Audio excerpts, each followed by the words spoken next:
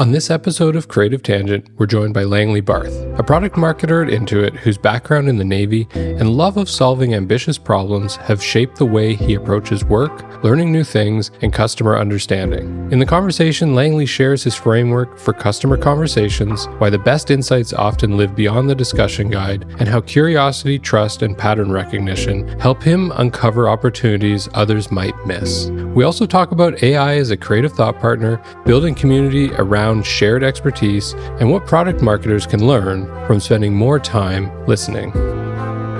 Before we dive into product marketing, what we like to do usually is start with a tangent. So I'm curious what's been occupying your brain lately.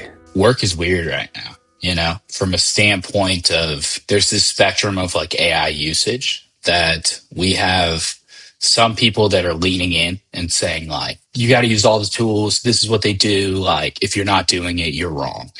And I think that's like kind of a folly, Sadly, as like former naval person, a lot of my analogies come back to like the ocean. And it feels like we're in like this ocean with all of these like crests, and then you're back down at the bottom of the wave. And it feels like each week it kind of changes. I feel like we have crested and reached another peak of AI usage, and people are, at the very least, product marketers are starting to come back to like, okay, like there's only so much you can do before you emerge into this space of sameness by using all of the same tools. You're going to sound the same as everyone else. So sometimes just falling back on your fundamentals can make you a little bit more powerful. I think like, to me, there's still like 3 fundamental use cases that are really, really helpful. And so I call one speed to first draft. So however quickly you can get to a first draft on any project, AI is incredibly helpful. It can save you hours, and then you use your human brain, collaborate with others, fall back on some of your experience, like vertical specific and your fundamentals. The other one is like as a thought partner or creative buddy. I like to essentially give the instructions to whatever instance of AI that I'm using and tell it like, I don't want an echo chamber. I want this to be like a thought laboratory. And so I want you to push back. I want you to give me the devil's advocate in all these different spaces. And then the last one that's kind of emerging that a lot of people see is like building out these repeatable tasks into systems. And so when folks reach out to me and ask like, how should I be using AI? Or like, when should I make a project or a custom GPT, or like literally code something that's always on into like an agentic workflow? And I think the question you have to ask that I saw a while back is like, do you do a specific task over like 3 times a year? If so, it's probably worth just making that into some sort of automation. And I find that that saves like a miraculous amount of time, so that you're going into a meeting that you had a month ago. You don't perfectly remember the context, but you have a beautiful template here. You can upload, here's meeting notes, here's what we learned. And from there, you're just like moving so much more quickly to jump right back in to kind of like your baseline. Do you have like a process for building those repeatable task type AI workflows? It totally depends on what it is. It also depends on if it's in my work life or personal life, because like work life, we're a big tech company, so like there's red tape. Things are not going to move as quickly as you would always like to, and you're not going to have necessarily like the choice of the tools that you would want to use, but still like a lot of powerful ones. So for most of the work ones, I end up using Claude as like the brain, and then figure out like what else needs to be connected to it to automate work so that it is always on. For the personal one, I can have a lot more fun. And I can seek out like, what is the right tool to be using for this thing? And if it doesn't work, like, cool, I'll try another one. I find that like being able to, I think in any aspect of work, as much as you can lean towards like the play of it, I get a lot of that from like having young kids right now. That's what will keep you engaged and keep you wanting to continue to learn. Yeah, that's always important. The wanting to continue to learn is often challenging, especially with that analogy you made at the beginning where things are constantly changing and there's ups and downs to it. So not getting exhausted and actually staying interested is quite important. And I think finding those like internet friends that are curious weirdos that you identify with, I mean weirdo in the most positive way possible, in that like people that you really see some of yourself in, and that have a similar style of communication and learning. I find that when I see some new trend coming about, I'll ask them and say, like, what's the use case? Like, why do you do this? Like, what would you recommend for getting started? And it allows me to just like dive in, do my best on it. And I don't know, a little under half the time, I'll say, wow, this is awesome. I should adopt this. And the other half, it's like, cool, I still learned a lot from this. I understand what the use case is, but it's probably not as relevant for me right now. Curiosity and play are things that like just go so well together. So speaking of which, and you've already hinted at this a little bit, the Naval background, but there's this commonality that I've noticed between a lot of product marketers that I think is like a really positive thing. They all seem to have these kind of interesting paths into product marketing. So it's not like you're not all of a sudden waking up one day and being like, I want to be a product marketer. So I'm curious, like you've kind of hinted at it already. What's your path kind of from the beginning to now? I went to a service academy, which was definitely different, like very structured.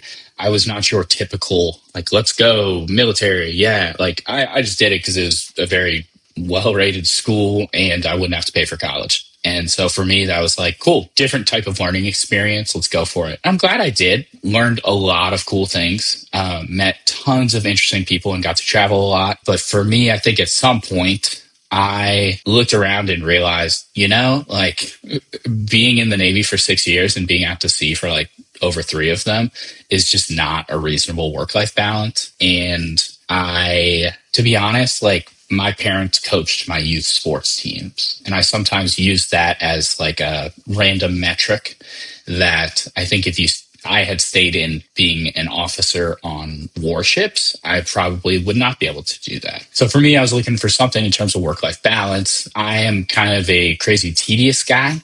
And so I had a ton of conversations a couple years before getting out of the military that were really fun and informative. And I just wanted to be scientific about the process, try to learn as much as I could, and kind of hypothesis test. And so my wife teaches design thinking to 6th graders. And so I learned a lot about design thinking.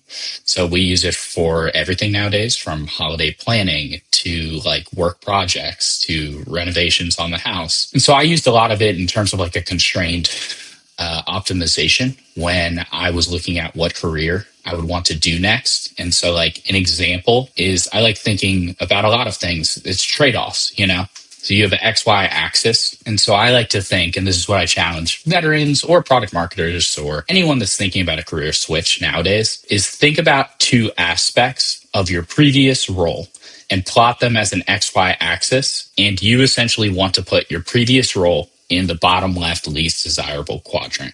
And so for me, like the X axis might be work that is more proactive, vice reactive. And the y-axis for me was like work that has an outlet for creativity. Like each of those kind of left the Navy in that bottom left quadrant. And I found over time that the people I had the best conversations with were generally folks in tech. And I would log all of this in like a massive spreadsheet. This is pre-AI, so I was using pivot tables. And I would essentially say, from a cross-functional lens, like, who did I have the highest rated conversations with? And for me, it was product management and marketing. And I found that somewhere within that top right quadrant of those cross-functional roles, I learned about product marketing, one, but I learned that those roles, they can be a lot more proactive and have an outlet for creativity. And it kind of goes back to like having some level of control in your work life and also making ways to make it feel like play. That's incredible. You talked about constraint optimization there. I'm curious, what does that mean? I was a navigator. So there would always be trade-offs, of like, hey, do we have enough days to get to this specific spot to get more supplies? Or do we need to move it closer so that we can still be in range to do this ballistic missile defense mission that we have going on? And so I think it's part nature, part nurture. Like I'm pretty type A, Virgo type of guy that I like planning. But I think being thrust into this world of the Navy, that's definitely a piece of like the positive baggage that I would bring from like my military experience is thinking about everything in like a world of trade-offs. And you have to think about what are those controllable versus uncontrollable levers. And based on those controllable levers, what is the right time to pull which ones of them? And also thinking, I'm just throwing so many idioms at you, but like the one further one I like to think of is like, for any given decision, does it open more doors than it closes? And it could be about a specific initiative. It could be about like a life choice. And so when in doubt, I like to think about like, there's certain things you can control. There's certain things you can't. For the ones you can't, just don't worry about those, you know? Takes a lot off your plate. You can focus on these ones that you can control, and moving forward, will each given decision give me more opportunities to learn, grow, succeed as a team, or could it potentially limit me, and why would I consider it in some instances? So that's kind of how I think about stuff. I was going to ask you about like how your background from the military informed the PMM role. There sounds like there's a lot there. Is there anything that like specifically really stands out beyond kind of those things that we were talking about there? As like a officer, it's like very strange. So you have like, you're an officer and then there's enlisted. So I graduated from a service academy. I show up to a ship. I'm leading 22 years old. I'm leading 30 personnel between the ages of 17 and 42. Super humbling. I have no idea what I'm doing like the first few months. And so it's a lot of on the job training, but a lot of the setup is not dissimilar from what you would see as a product marketer, that each of these enlisted individuals has had a ton of training in whatever is called like their rate or their area of subject matter expertise. And so it's your job to learn enough to be like dangerous, you know, to allow them to make the higher level decisions. And I think there's so many parallels to that with product marketing, that in product marketing, you're such a cross-functional curator of decisions. And so as much as you can understand other people's world and understand like their KPIs, like I think a lot about KPIs, sadly. I know that's like a dorky thing to say, but like when you're working with customer success or sales or product or engineering, they have their own group of KPIs. So anytime you're getting frustrated that someone's choice isn't aligning with your particular KPIs, like that's okay. Like there's reasons that they're doing this. And so to me, you just have to take a deeper look sometimes and say, where is that Venn diagram overlap between my team, this team, and this other team? And try to focus on that with whatever initiative or proposal that you're moving forward. And you just run into so much less friction. Yeah, that must have been challenging at that age to kind of be working with people that knew more about their specific role, and you're trying to coordinate all of them. I mean, it also strikes me as kind of similar in a way where you're also at Intuit dealing with people who are in accounting, they're subject matter experts in their field, and you're like sitting in a place where you're learning from them. I can see some crossover there as well, probably. No, big time. I think for me, I had a really great mentor when I came in, my friend Angela, and she told me like, hey man, the best thing you can do is try to sequence out this work. You're working with accountants and engineers. This is going to get quite technical. So like, don't try to solve the world day one. And so she kind of said, focus on the product first. And it's a technical product. It's for CPAs to do tax work. You focus on the product, try to keep learning, and talk to customers. I think sometimes in work, we have to find like, what's the scary thing, and just run towards the scary thing. And so I tried my best to do that, and like talking to customers on the early side, knowing that like they know I'm not a subject matter expert, but I can learn a ton from these conversations. And it's not necessarily like linear growth. You first start maybe 20% of what's going on in like a strategy meeting, you're understanding. And then you're noticing maybe a month or two later, like, oh, I'm up to like 60%. And I made a comment that was somewhat sensible. People did not laugh at it. And so these things kind of grow. And I find as like a product marketer, if you can come in, and with AI tools, it's way easier nowadays, but like work as quickly as you can to understand the product and to understand the customer. And once you have those two fundamentals, you start to be a little more powerful. And then I think it's all about trying to figure out like, how does the business make money? Because that's kind of the elusive one that some of your more technical stakeholders or cross-functional teammates don't focus on as much. So it's a little bit of code switching, but I think it's generally very effective. And it's what I look for when I'm looking for like internal thought leaders that I want to partner with. That's kind of interesting. So like, how does the business make money? I mean, in my brain, I'm looking at it going, well, Intuit sells subscriptions to their software. Is there something more to that? I think when I first started, we're a very customer obsessed company. So we do so many customer sessions to learn from them, and we're really close with them. So I'm coming off last week being in Dallas leading like our customer advisory board. I think sometimes I have to do code switching between if I'm in meetings with like product and engineers and design, those folks will fall in love with the customer problems as they should. And when I'm in those meetings, I'm wearing more of a hat that is, how is this going to like make money for our business? Because one, I think it's possible to over index on current users. So you fall in love with the people that are predisposed and already your users and say, oh, we got to build for them. And sometimes you lose sight of like, well, what does the market look like? Do I understand like what prospects look like or what prospects from a specific competitor look like? And how could you build something that would be valuable enough for folks from other softwares to come switch to yours? So important to contextualize. Now, like everything, it's a spectrum. When I'm in the meetings with marketing, sales, customer support, it's a little bit different. And those folks aren't as close to the product or the customer. And so I'm wearing a hat of like, how is this good for the customer? So I find that I have to be, it's kind of like I think about like a radio show, that you have someone that is like the straight guy that keeps people on track for the conversation, which I think you are in this instance. But like, I find that sometimes I have to do that code switching in different ways to make sure that like the groups are keeping in mind like the big picture. Are we doing the right thing for the customer? Are we doing the right thing for the business? Sometimes there is a conflict and you have to figure out what's right. I think you said something in one of our earlier conversations that was related to this in a way. You talked a lot about reducing blind spots. And I thought it was kind of an interesting way to talk about that. You're mentioning code switching, but I think there's something also behind that where you're trying to help reveal things or notice things. And I'm just kind of curious what that looks like in practice. When you get a high sample size of customers that you're speaking to, and once you've reached the level of trust and proficiency with them, you are able to really like reduce market risk for your brand and for your product because you understand what they care about. You can go super deep with them. And I find that in these customer discussions, when you go super deep, that's where the pieces will come out that I like to call like unknown unknowns.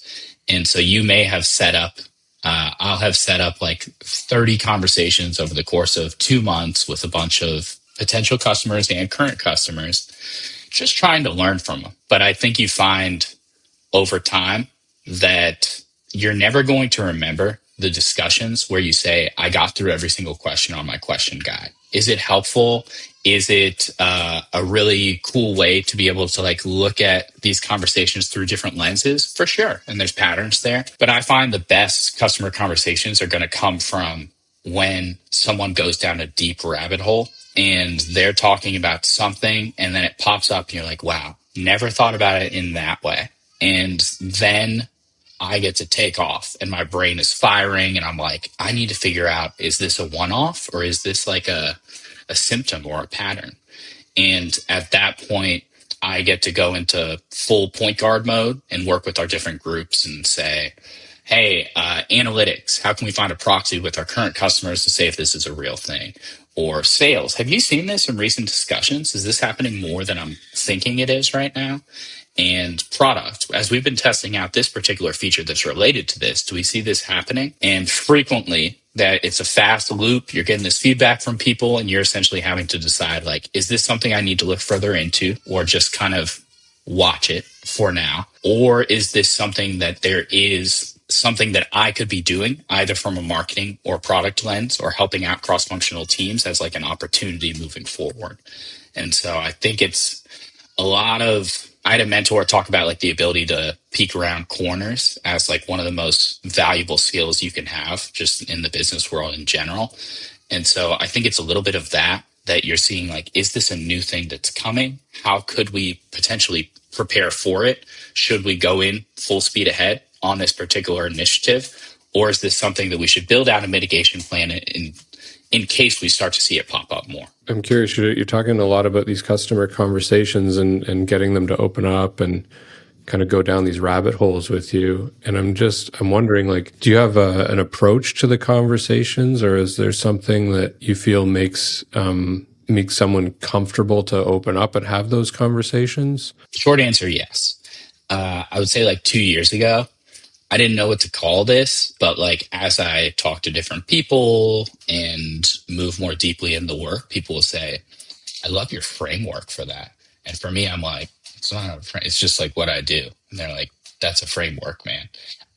So it's been funny for me, but like when I get on a call, I like to have 45 minutes to an hour if I can with a customer or prospect. And I spend the first 2 to 5 minutes trying to establish an uncommon commonality. And I think that just kind of like builds trust on the front end. So I'll ask where they're from, like, hey, like, how's this season of work been going for you? Like, has your family been doing well? Like all these different questions just to try to establish so it can be like, oh my goodness, you live in Fort Myers, Florida. I went on vacation there a few years back. Like, how do you like this, you know? Finding ways to kind of disarm them, because I think there's a certain stigma when you're talking to companies on any type of customer or prospect call that like I'm being sold to, you know? So after I break through a little bit of finding an uncommon commonality, I like to let them know, first and foremost, I am not sales. I will not be trying to sell you in any way, shape, or form today. If you have like questions, you want to go deeper on something, feel free to reach out. I'll give you my information or connect you with the right person. But like, that's not the point of today's call. From there, and I guess I should tell you the peek behind the curtain of this is that I think they're used to talking to either sales or product, and they live on another type of spectrum. Sales, you're essentially, I think the conversations are too transactional. Probably as they should be for like sales methodologies, but I frequently feel that they only have a few pieces to the puzzle. And it's like if you went into the doctor and the doctor asked for your height, weight, and gender, and then gave you medicine. And it's just like, oh, that's not exactly the best fit. So that kind of puts their guard up. On the other end of the spectrum, they're talking to product, and product is walking them through like, hey, here's this new feature or this new advancement that we're looking to do. I call it the "is my baby ugly" question. People aren't normally going to tell you that your baby's ugly, you know? And so are you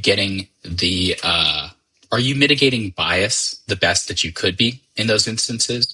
Not always. So I try to live in the middle and let them know, okay, connect with them on the front end. I am not sales, and I'm not going to be selling to you. Show some amount of credibility as I say, like, hey, just so you know, I talk to like 300 to 500 of your peers any given year. If you're comfortable with it throughout this conversation, I will make call outs where I see like healthy habits for your firm that I see are working for others, or even room for growth. And this one, I was a little bit scared about on the front end because I didn't want them to be like, who's this guy? He's not a CPA. Like, what's he saying? But I'm amazed by the growth mindset demonstrated by these accountants that we work with, that I would say like 98% of the time, they're like, oh yeah, I'd love that. From there, I try to do the opposite of the sales approach, and I want to ask them a few more quantitative questions just so I can know who are they, you know? And when you talk to enough of these folks and also manage all of like these customer sessions on the back end and like a data lake, you see enough of them. And my rule of thumb is I want to make them look like someone else that I've spoken to in the last like 2 months. And so our brains, in my opinion, are these pattern matching machines. So I want enough quantitative questions on the front end to put them in what I call a soft box, where I'm like, okay, they're on competitor X. These are the services they do. This is how many like tax returns they're working on. Their staff is this large. Okay, I have a rough understanding at this juncture. From there, I jump into like the 50-50 psychological principle, which I'm doing poorly on in this podcast format. But you essentially want to ask them some qualitative questions that give them the space to talk. And I haven't looked it up, but I think someone told me that a long time ago and I just rolled with it, is that like the most psychological safety comes from the conversations where each party is talking about 50% of the time. So I'll ask them questions that I know are going to take some time that are very open-ended and that they can go in different directions with. And so I try to let them speak on these different questions. And sometimes we'll go up to 3 if they're a little bit shorter answers for 5 minutes. At that point, I feel like we're at a point of established trust. They know that I truly don't care if they adopt our solution, and that if they have negative feedback about what they do know about our product, they know that I encourage that. I want that. From there, I feel like we're in a space of trust, and you can get the types of insights that are really, really helpful moving forward, that are going to aid your team in real work. And so as the conversation progresses, I'll have them sometimes grade their workflow into different categories and let them know where I see as like, hey, that's a great thing you guys are doing right now. I see a lot of firms doing it, and like, I think you should continue to double down there. Or say like, hey, like, it looks like your pricing like isn't the best. Maybe you should consider this type of model. And I frequently like giving advice that isn't coming from our Intuit umbrella. Is saying, here's something I'm seeing in the industry, or here's a resource from a third-party trade publication you might want to look into. I'm sure that builds a lot of trust with them. Yeah, I think it does. And so like the fun thing for me on the back end of all these calls is that you make friends. And so like customers, I'll say like, reach out if you ever need anything. But what I find is I would say even a higher rate than the customers, the prospects that are not yet our customers end up taking me up on it, and just like they'll reach out a couple months down the road. What's going on with this? We talked about this particular sports team. We talked about this particular offering within your company.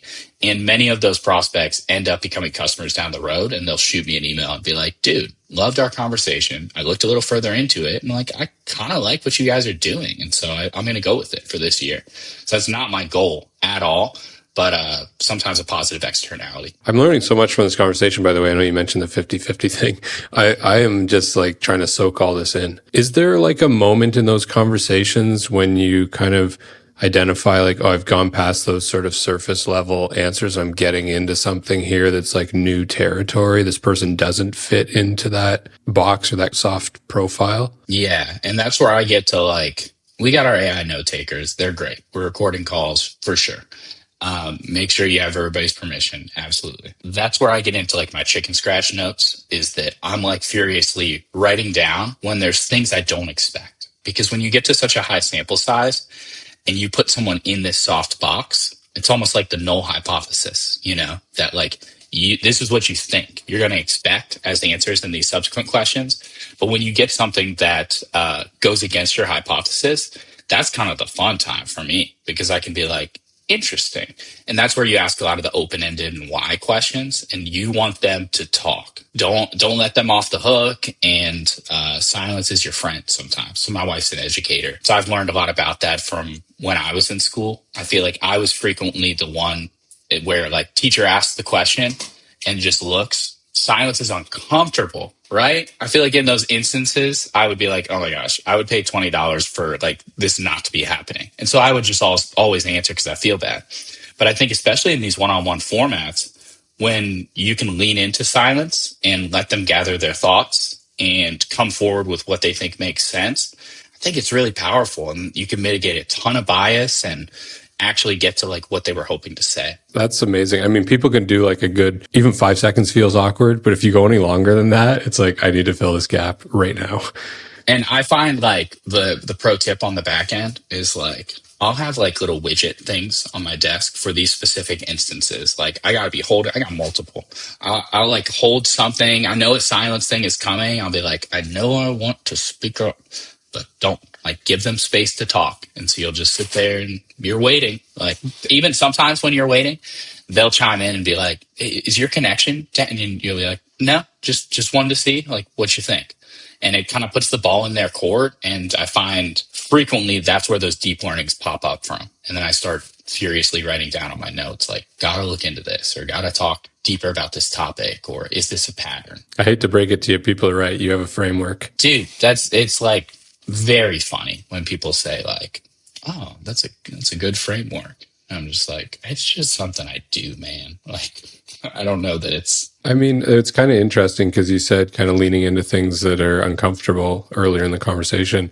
And this sounds like something that was not necessarily part of your job, but you were just like, I need to do this. Like, this is part of who I am. Yeah, I think for me, well, it's part of who you are, but also I think from my military experience, I think it's important to see like what does the team have in any given instance and what does the team need in an ideal state. And I do my best to be adaptable to like the role where I think the team needs the impact, you know? So like a big topic in product marketing is they call it like outbound versus inbound. Outbound is like way closer to actual metrics and is more tangible because you can show what the revenue impact looks like. Yet inbound is a little more reflective. You're closer to customers. You're making the strategy that enables others to be able to do the outbound work more effectively. And I think in my role, when I first came on, I'm getting up to speed and I'm starting to notice, wow, we do a ton of outbound and to some amount of success. But the question that like eats at me is like, could we be doing it better? You know, could we learn more and try to supercharge those efforts? And I think we have been able to do a lot of that. And so it's a mix of like deeply understanding the customers, but then putting those systems in place that are going to supercharge your efforts moving forward. And in my opinion, like the inbound product marketing work is what is going to raise the ceiling for your outbound work. So does the outbound work that a product marketer does that usually directly touch the customer, or does that go to another department before it touches the customer? Depends on your org, depends on really your setup. But I would say it's less layers. If you thought about the inbound work as like strategy, competitive intelligence, sales enablement, positioning and messaging, like you're informing the doers to go make new campaign on the web. Here's a paid media campaign. Here is an email that's going to go out. Like those are the types of things. And sometimes the more inbound folks aren't the doers.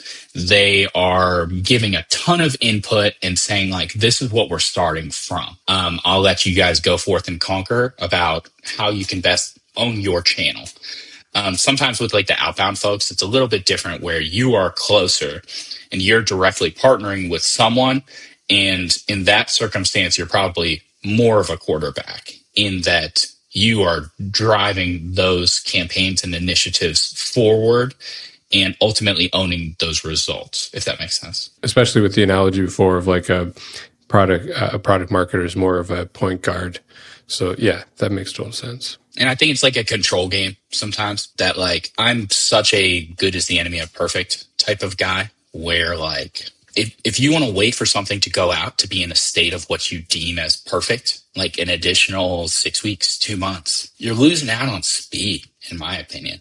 And speed is kind of everything because you're never going to have perfect. And so you may have just wasted 2 months away where you could have been getting market validation and been ready to pivot when your perfect is not well received by the market, where it's very possible your good could have been better, equal, or slightly worse, but it's faster, which makes it better. I mean, that sounds like it's a common thing that happens quite a bit is where somebody's trying to validate something versus trying to learn something. And the more time you spend, probably the more committed you are to that solution versus if you're trying to figure out like, is this the right approach? Let's try something here and learn from it, and then we'll try again and pivot. Yeah, I think that game of telephone can become quite difficult when there's many different stakeholders involved, where you take your version of perfect and it goes through so many different filters that by the time it gets through like the final leadership filter,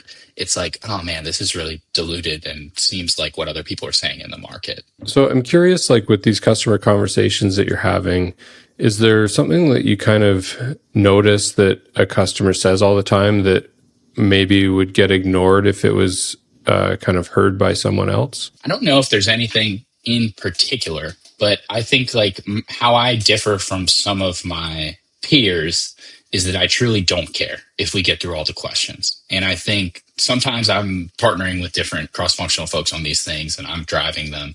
I'm getting Slack messages on the side saying like, brother, we got 5 minutes left and you got 7 questions left to go. We got to get through these. And me personally, I'm like, oh no, we're like deep down a rabbit hole right now. They're talking about a piece of their workflow that I feel a little bit uncertain about, but they are saying some amazing things that are going to drive work, And so I think that's like the biggest kind of generalized trend that I see is just let them continue to go deep, because like sometimes are they going to obsess over a given problem that isn't necessarily like a priority of the business unit? No, sure, like that happens. But I think more frequently, you're going to learn something that you weren't thinking about before. And it's going to change and kind of recontextualize the other work that you're doing, whether it's in terms of campaigns from a marketing side of the house, helping sales out with how they talk to these people, or product, thinking about like what's a quick fix that we can make to the product that would be really valuable to current customers, or something that should be added to the long-term product roadmap that would be really appealing for prospects, Yeah, that's good advice. I'm wondering how do you have these conversations, or is there something you do in these conversations where it makes it worth their while? Or is it just that you have the opportunity to kind of connect with them and share some industry information? Yeah, so we normally do like compensated sessions depending on like the time of the year that's more like intense for them, but it's nothing like crazy. It'll be like $50 or $100 gift card. So the majority of these folks that I talk to, they'll tell me sometimes, they're like, hey, I don't care about the gift card. I just wanted to talk about whatever, But like in those discussions, the pieces that are always very interesting to me is when I kind of make that offer on the front end, I also let them know like I'm recording this so that we can learn and whatever. And they're always cool with that. But I say, if you're interested at the end of this call, I can go off recording. We can just talk about things.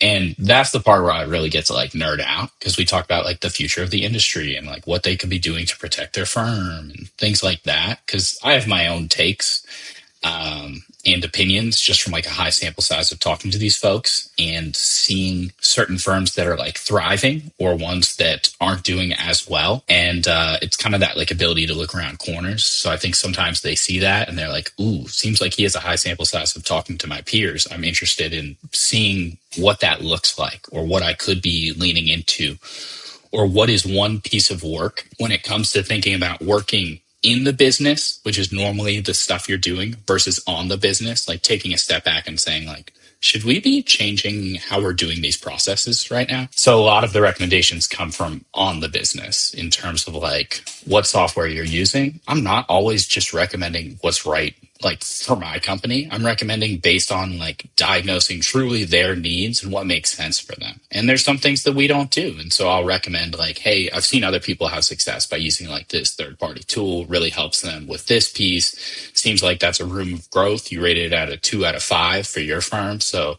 maybe you should look into implementing something like that. And I think they enjoy that and appreciate like the trust that comes from it, because a lot of times they'll email me on the back end and be like, dude, I looked into this tool. It's so awesome and helping us with whatever. It's like, oh, that's fun. Oh, that's super neat. It almost feels like you make them feel like part of something, because you're not just trying to sell them the software. You're actually having a legitimate conversation with them. And I'm guessing at this, but I wonder if potentially CPAs don't have that a lot of the time. It's so true in that and this is I love my role right now, but I've had a hypothesis for a long time that like it would be fun at some point to move to like a different vertical to see if this is also true. But I have a hypothesis that when you're working with customers that are in a very technical field, my metric I use is, do you talk to your spouse and or like friends or family about your profession? And when you get to something like accounting, like it's probably not like the sexiest profession for most people or for outside looking in. But when you get to these technical folks, they are like so thrilled to talk about like their tech stack and their workflow and what they think about things and the future of the industry. And to have someone in me that's also like really excited, because I've said before, they don't even have to be our customer. I get emotionally invested in every discussion, in that like I want to see that they are doing the right things that are going to allow them to thrive. And so it's just like very, very funny to me that like they're willing to have these deep conversations once you get past like the trust hump, because they're probably not having them. And many of them are owners of their own firm. And so they may not have that collaborative space that exists to talk to like their peers or the relationships that make sense with other firm owners, because maybe they're a competitor. So it's very fun for me. That's super cool. I can definitely attest to the owner side of it. It's hard finding a community of people. I get to say like I own an animation company, but I find a lot of times like in a social setting or whatever, when people are asking, oh, what do you do? What do you do? I say I own an animation company just to generalize it a little bit, but they very quickly ask like some follow-up questions. And at the end of the day, I actually work in like marketing. So, but they want to talk about cartoons, right? It's not quite what I do. But whereas like my wife works in television and she does some shows that people very much recognize. And so they'll gravitate towards that and really want to have that conversation. So I find a lot of times as an owner of a business, you don't have an opportunity to actually like converse with anybody else, especially if you're in a niche industry like accounting or being a CPA. And not a lot of people know very much about it and they make a lot of assumptions. So I think it's really great that you're kind of able to like create that safe space for them and allow them to open up and like actually have a conversation about something they're excited about. And I think there's a ton of parallels to like what anyone does, you know? And so like I've certainly made an effort to do that through like LinkedIn and other platforms. I started like a local chapter of like Product Marketing Alliance. And it's crazy, man. Like any of these niche roles, especially like a role like product marketing, where you're not going to have like a million product marketers at a non like enterprise company. People love just like finding a place where they can talk about work, where it's relatable and they feel comfortable. And so like anytime that you can help create that space for someone to feel seen, I think it's really helpful. And I use it nowadays for like, I just make a lot of what my wife calls internet friends, of like people on LinkedIn that are thoughtful and kind and saying interesting things. Like I like reaching out without an ask and just saying like, dude, I love the way you're going about this. Like, let me know if you ever want to like talk about work things. And so I think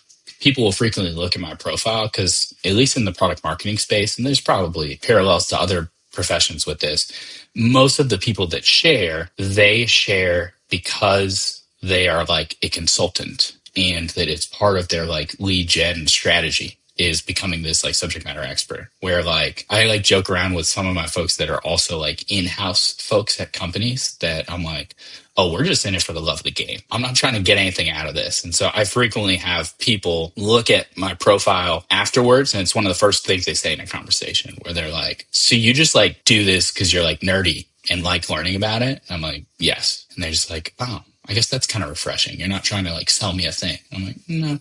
And so you just stay in touch with people and it's a fun like way to share. I have people reach out to me all the day about like, oh, like I saw you posted about this thing last week. I'm working on something like that. Like, would you be willing to talk me through it? I'm like, oh yeah, for sure. And similarly, anytime I get a new initiative or run into a bit of a wall, I'll reach out to people that I know as like my smart internet friends and say like, hey, can we set up time to talk about this? Or like, I have this decision to make. I'm not quite sure what's right. How would you think about this? It's just a way of like leveraging masses, you know, wisdom of crowds, but far smaller crowd that you've vetted and know is smart. That's super cool. I mean, I think that's a nice way to go about it. Also makes probably the work a little bit more interesting because you're learning and talking to actual people about what you do rather than just trying to like broadcast information for the single end goal of like getting a new customer or prospect or whatever. I think it's important to find ways and reasons to fall in love with work. And I say this and I promise I'm not like making this stuff up.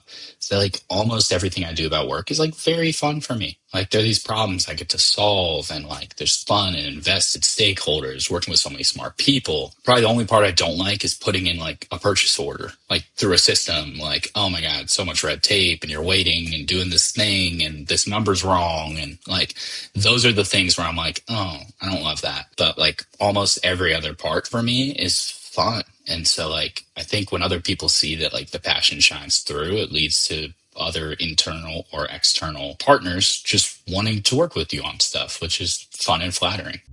Just a quick pause to say thanks for listening to Creative Tangent, a podcast by The Booth. We help marketers put strategy in motion through animation and video designed to make complex ideas easier to understand and remember. That often means supporting video content with fresh creative ideas across the whole customer journey, from launching consideration to onboarding and post-purchase. If that sounds like the kind of work you need, you can find us at bythebooth.com. Okay, now back to the conversation.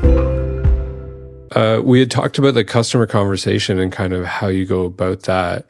And I think that's super interesting. I also know that you're a lover of sports. And when I was very young, I had this teacher who was also a sports fanatic. He loved baseball. He loved looking at the stats of baseball. And he used to have us do this exercise that I absolutely hated because I'm not a numbers guy. But hearing kind of your story about data and what it can reveal brought this up in my head of like, oh, maybe I should have paid more attention when he was doing this. It didn't seem like education at the time. He'd have us go through the stats and like write them down and try and make a picture in our head of what was going on in the game. And you mentioned something about that to me when I was asking you about what you get out of conversations that you don't get out of reports and dashboards. And I thought you had quite an interesting answer to that. Yeah, I love trying to, like, storytelling's fun, but you're like a detective. It's so awesome that, like, when you compare the quant with the qual, oh, so rich. You can go so deep. But, like, nowadays that I have, like, young kids, I don't get to watch as many sports as I want to. It's football season. I have it covered. We're going to have a grandparent over to the house and I can watch the full Steelers game. But I'm not going to be able to watch like every game. But I still have so much joy from waking up. And one of the first things I'm looking at is like, what are the box scores from the NBA Finals game last night? I like to look in and say like, I got to watch some of it, lucky. But like, I like being able to look and saying like, what are the metrics that tell the story? And so like in a basketball game in particular, I'd be looking at like turnovers. Some things you might not necessarily look at would be like, assist totals, I think, are really impactful, and like winning the rebounding battle.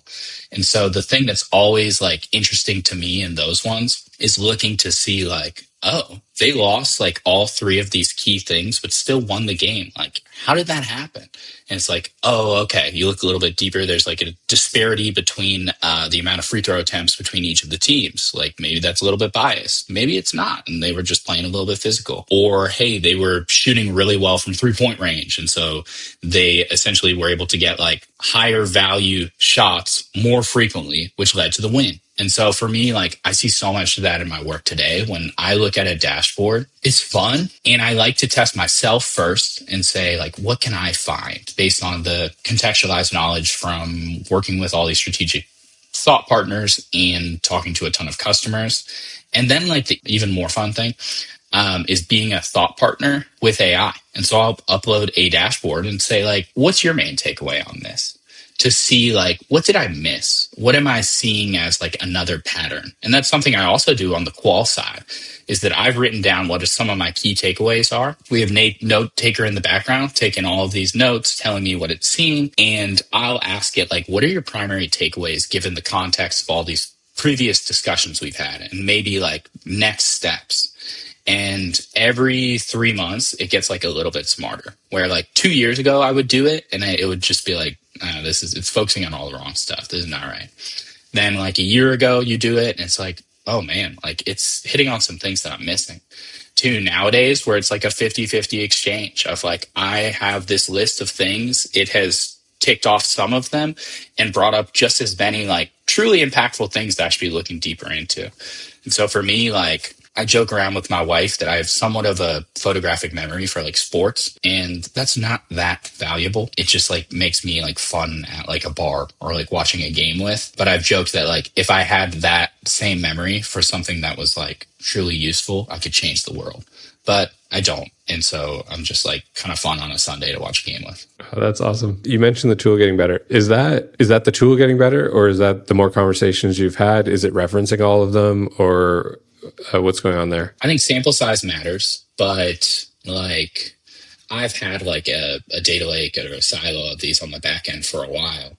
And I think it gets to better know me and the types of things that I want. But I also just think it is better about contextualizing like our business's goals. Because I've always given like, here's what we're looking for as overarching goal. I feel like nowadays it's just smarter and it's able to access more things at once and essentially say like, this is what I'd recommend as next steps. And I'm always amazed by like, whoa, I should have thought of that. I didn't. Glad I have this partner on the back end. With capturing so much information, like how are you actually organizing your thoughts? Like how do you know what to focus on? Yeah, I have my own like crazy ways of doing it. I like using like Notion from a standpoint of like when I have a thought in my head that pops up and I want to capture it, I'll put it into a specific place in Notion. I'll integrate Notion into Claude.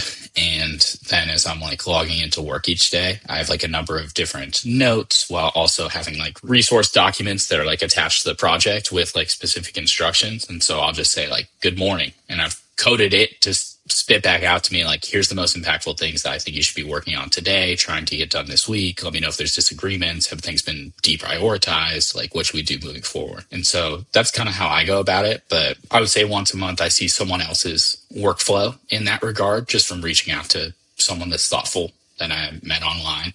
And I'm like, oh, got to rethink that. Like, that's amazing process. It's always smart to be looking at those things, but also if you change it too frequently, then that becomes the work versus the actual output. And that's what I feel with a lot of product marketers. Feedback I get from them nowadays is like, you can only go so deep on like, oh my God, the new tool launched, or here's this new version of Claude thing, and you can do this now. And so like, I prefer to leverage those experts and reach out to the people that are crazy smart and are demoing everything to say like, what's worth my time? And it essentially acts as like a filter on the front end to say, oh yeah, you should definitely be looking into it. It can help you with this, this, and this. And I don't like asking people at the companies because obviously they're going to say like, it's amazing, got to try it. So reach out to someone that you know is like a power user of different things or someone that is somewhat involved with it. And it will be a good signal to tell you like whether it's time to change and reevaluate or not. I also try to block like an hour or two each month to like, what does my process look like? How could I change it? Am I focusing on the right things? Like both from like a work life and personal standpoint. I think I might make some changes. I use paper notes right now for a week by week. And the deprioritization thing there is what stood out to me when you're saying that is if something just keeps getting transferred over week by week, I kill it because I'm like, obviously I don't need this right now. Get rid of it. But I think I could probably implement a little bit less manual work there. Well, I stopped using Apple Notes because it doesn't directly integrate with Claude. And I find that using Notion, so many of like these thoughts that's like, why didn't I think of that before? Come like when I'm walking my dog or like when I have a baby attached to me, like rocking them to sleep. And I would put it in my notes and then it's like, all right, I got 50 notes I got to sort through, but I'm not doing that right now.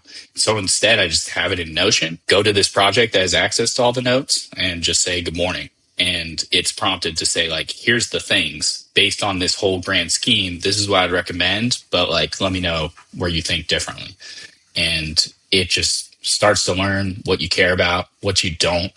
And it helps you see like the grand scheme of things. It's like you're spending a lot of time in the last 3 weeks on this project, but it doesn't even seem to be like laddered up to like one of the things you're kind of gold on, you know? And I'll be like, that's a good point. So with all this stuff you have going on, all the things you're prioritizing, you get these insights from a customer. How do you actually get the organization to like believe it or move forward with it? Or like what's the handoff look like there? I'm like naturally an extrovert. So in larger strategic discussions, I try to have a rule of thumb is trying not to speak up unless I have like customer verbatims or data to reference and so for me, I think as much as you can have that like driving your work as a rule, you can be like super impactful and laser focused moving forward. Yeah, I think that's kind of how I view it. What I want to do before we totally wrap up is I know you've got a project you're working on that I think is quite important to you called Civilian Compass. Do you want to talk about that a little bit? I'm really poor at sitting still. And so I get hit up by like tons of military veterans, like 300 a year. And it'll be cold reach out on LinkedIn, a friend of a friend from when I was in the military, someone connects me via text or Gmail. And I have a problem with saying no. And so I think I'm getting better at it, like in a work context. But when I have a veteran reach out and say, I don't know what I'm doing, I could use some help, I'm like, no problem, man. I walk my dog, I drive to work, we can talk then. And I found that like I've probably done like 1,200 of these over the last few years. And there was just like patterns. And it seems like, oh, I am recommending certain things and people hit me up on the back end and say, oh my God, this totally worked. So for me, one, it's somewhat protecting myself from like having two young children, somewhat demanding job, not necessarily having the time moving forward to feel like I can help as many people as I can. And I love building things in my free time. And so I am going to do like a hard launch, probably like July 4th-ish. But it essentially contextualize all of the advice that I give to veterans so that they can work through their time transitioning from the military to the civilian world. It's not easy. You know, my process was like so rocky, a million conversations. I managed it in Excel with pivot tables, took a lot of paper notes. And what I see in the space, because I do a lot of like volunteer work through different groups like 4Block, and there's a lot of great military nonprofits. I just don't want to be in the military nonprofit space because I think there's something behind it in that like how you get your money is from these like large corporate donors that essentially want veterans, but to funnel them to like hyper niche roles to their companies. And my ethos is that as a veteran, you picked a certain life path for might have been different reasons. Some have like real noble reasons. Mine was to get a free education. I think there's a true opportunity to discover what you want to do for the rest of your life. And I think if you're intentional about it, you can do whatever you want. Having those conversations on the front end, you have a real strategic advantage to other folks in that I find that veterans respond 90% of the time. You reach out to them with a question. And so when you're a veteran or a current service member that's considering getting out, I think you should reach out to and have conversations with as many people as you can and use it as a way to hypothesis test that like, am I focused on the right sorts of things moving forward? Should I be learning about something else? And like, what can I be doing in my free time to prepare me for a role that may be a little bit dissimilar from my scope of work in the military, but that seems like it might be fulfilling for me? So that's a lot of what I've been building. And it's been a lot of fun to try to use real tools and build something that has like a good user experience. There's been bumps in the road, but like I expect it. I learn from it. I enjoy it. So right now people can sign up for your email or to be added to an email list to know when it's launching, or is there a little bit more to it? Yeah, I have a civiliancompass.com right now that they can like sign up to the distro, and then I'm going to be launching like the actual product of it sometime early next month.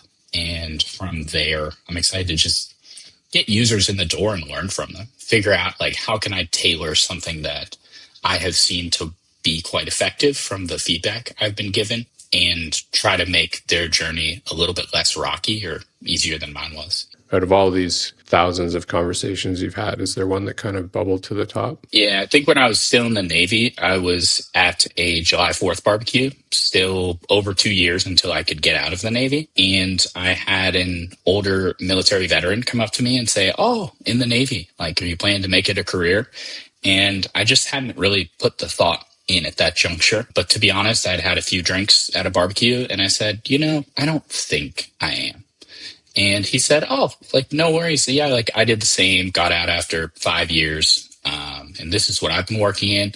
Like, let me get your number. I'd love to like get lunch sometime and talk through it. I just found that like it sent me on a path of like, oh my goodness, like people are wonderful and like want to help me. And I think as a military veteran, frequently you're instilled this ethos not to ask for help. And I think that can be dangerous. There's certain like baggage when you're getting out of the military that is positive and certain pieces that are negative.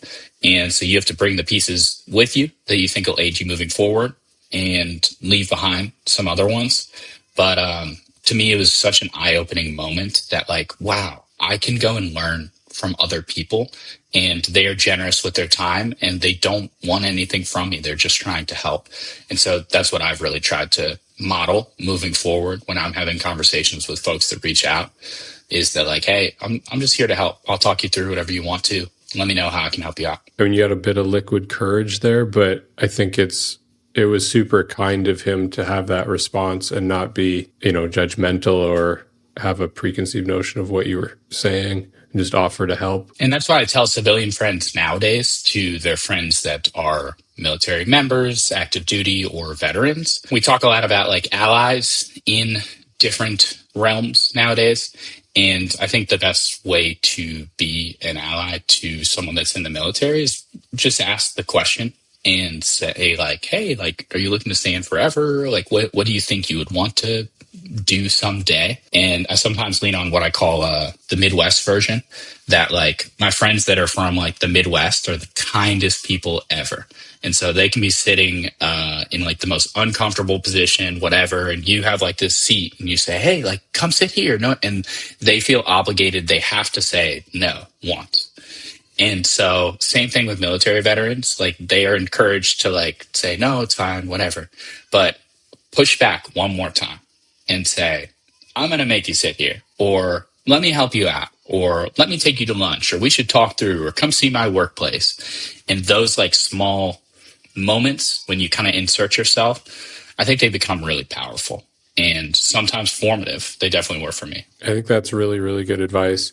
I've heard, I don't know who said this to me, but if you go and offer someone and you say, hey, if you need anything, let me know. It's like you're actually putting the work on them, and they might not be in a position to or feel comfortable actually like coming to you. So just reaching out and actually doing the thing that will help, or potentially just asking again, is really, that is the kind thing to do at the end of the day. Yeah. And I think when you can be proactive and you're potentially operating from, it might not feel this way, but it's like a position of like power or influence. I think if you can say, let's meet next week and talk about whatever, like those are instances where it's like, oh, cool. Like they're not going to say no at that instance. They're interested.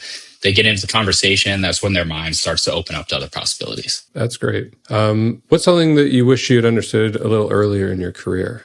I think like office politics, I'm still like learning in that regard. I'm like a transparent guy, military background, one of three brothers at Intuit. Like everybody's so nice. And so like frequently I'm like begging for like, give me constructive feedback. Like I want the negative. That's how I'm going to get better. And so I think like early on in the military, you're not encouraged to be vocal and this is what I did. But I think sometimes in the civilian space, depending on your company or vertical or what's going on there, it's important to demonstrate your work, but do it in a way that feels authentic to yourself and brings others along in the journey. That's, I think, really insightful. What's a lesson that's kept resurfacing for you as your work's evolved? I think for me, it's just the ability to make a business case, something that I certainly had to grow with on the front end of my work, that I would go outside the walls of Intuit or to a different group within Intuit and see that they're doing something amazing, and it would be like, this is a no-brainer. We got to do this. And then people would be like, okay, but what is the cost? What do you see as the projected revenue that this brings in? How's it going to help? And for me, I'd be like, boring. And so nowadays, I just try to contextualize it on the front end and say, these are the questions I know are going to be asked. So I am going to go out there and do what I call big swing hunting and look for what has been particularly effective in other industries or for other companies, and find ways to incubate those ideas, contextualize them to what we have going on, and then have a plan moving forward with like projections on how it would work. And so frequently what I tell my leadership is when I'm doing big swing hunting, I expect 80% of them to be flat out failures. But if 20% of them succeed, like that's enough to carry a portfolio, So like just a way to think about like testing and swinging big. I love that term, big swing hunting. That is fantastic. Yeah, it's like, it's fun. But like sometimes my bosses say like, oh, he's like autonomous missile. Like he enjoys this stuff. He knows the customer, he knows the market. Like just kind of let him go do his thing. And I've had like such wonderful bosses in the past that tell me like, I don't need updates on whatever this is. Like these are certain things that I'll like want updates on, but like for those things you're working on, go ham, move fast. And if you need money, need me to remove a barrier, come to me and let's do it. And so for me, that's like my ideal work state. just let me go crazy, have fun, and I think good stuff generally comes. Well, I think you talked about building trust, and even in the way you were framing that conversation, like you got some feedback that was, like, oh, I can adjust my process in this way. And in doing that, I'll have more trust on the back end to go do this thing I want to do. I mean, it applies to the customer conversations, but it sounds like it also applies to like how you're working internally with other people, just building that trust, establishing that groundwork so that you can go big swing hunting when you want to. So I know we've talked a lot about like building community. So I'm curious, are there anybody you would recommend reading or following, or just people who've had an impact on you that maybe others should look into? Yeah, in like the product marketing realm, there's been like so many people that have been so wonderful to me. Tamara Germinski, she's just brilliant and so thoughtful, incredible memory. Geez, talks to so many people, and every time I talk to her, she remembers like something we talked about months before. She built this community called PMM Camp that I think is like, when people ask me like, oh, what should I pay for learning or to level up, professional development, I look at it from a lens of, would I pay for this with my own money, or would I let my company pay for this? And I think that's sometimes like a good decision matrix to say like what value it's providing you. And like PMM Camp is so valuable. Like I would pay for it with my own money if it were up to me. So she's wonderful. Elle Grossenbacher, she's so cool. Worked at Twilio in the past, launched a podcast called Product Marketing Adventures, doing amazing things. Just launched like her next version, which is like a website called Dusted, which is essentially looking to say like, if I'm looking into software, how can I get like a practitioner's viewpoint where they go deep on it from a case study lens? And so it tries to mitigate this whole world we live in of like third-party review sites where people are compensated for those reviews, so then they feel like there isn't necessarily trust there. And then in terms of reading, I'm a big book guy, but I love Atomic Habits is something I read or listen to like each year. And then anything by Charles Duhigg, I think is like really awesome too. That's a fantastic recommendation. So last one, we talked about being quite curious. I think that was like a theme in the conversation as well.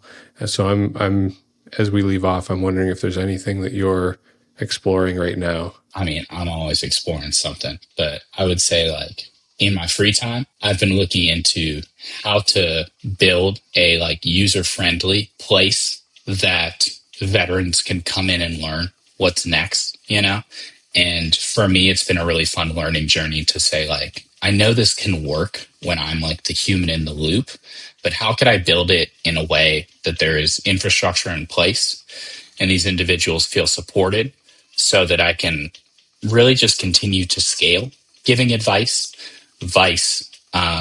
having to have like hundreds of conversations every year. And so like, for me, it's been fun in my free time to play with all of the tools out there and say, oh, this is that tool I've been hearing about, but we don't necessarily use it like within the walls of Intuit. And so for me to be able to play around with it and see like, oh, that's an added value. So that I find a lot of the personal play that I do leads to me making a case of like, hey, like 6 months ago, I was like, we need Claude for Intuit. So there's a lot of that where I find these tools, you see the value, and then you say, we need to bring this in-house and be able to do this within our walls because it's going to supercharge whatever. And it's some of the big swing hunting mixed with passion projects, That's amazing. Sometimes it's really nice to have like a goal or a motivation to apply some learning to. It sounds like you've found that, and it lets you explore a lot of things. That's how I keep work fun for me. All right. This is perfect. Thanks so much I guess we probably spent like an hour and a half now, if not more, together. So I appreciate you. I enjoy conversations. Anytime I end up doing like a podcast or interview thing, I always go along because I don't know. I have fun with conversations. It's the difference of working in the business versus on the business, except you're the business, 100% agree. I love it. And that's our tangent for today. Thanks for listening. If you're still here, you either loved it or you fell asleep with autoplay on. Either way, I'll take it. This show is produced by Cesar Barbosa with original music crafted by Sanctus Audio, mixing by Daruma Audio, and creative and episode support from Kian Nolan and Matt Martell, which is a lot of talent to keep me on track, and it only mostly works. If you enjoyed the conversation, follow the show and share it with someone who cares about marketing, craft, and story, and the messy reality of making great work. Until next time, keep following the tangent. I'm Garus Booth, and Creative Tangent is a podcast by The Booth, the strategic animation practice.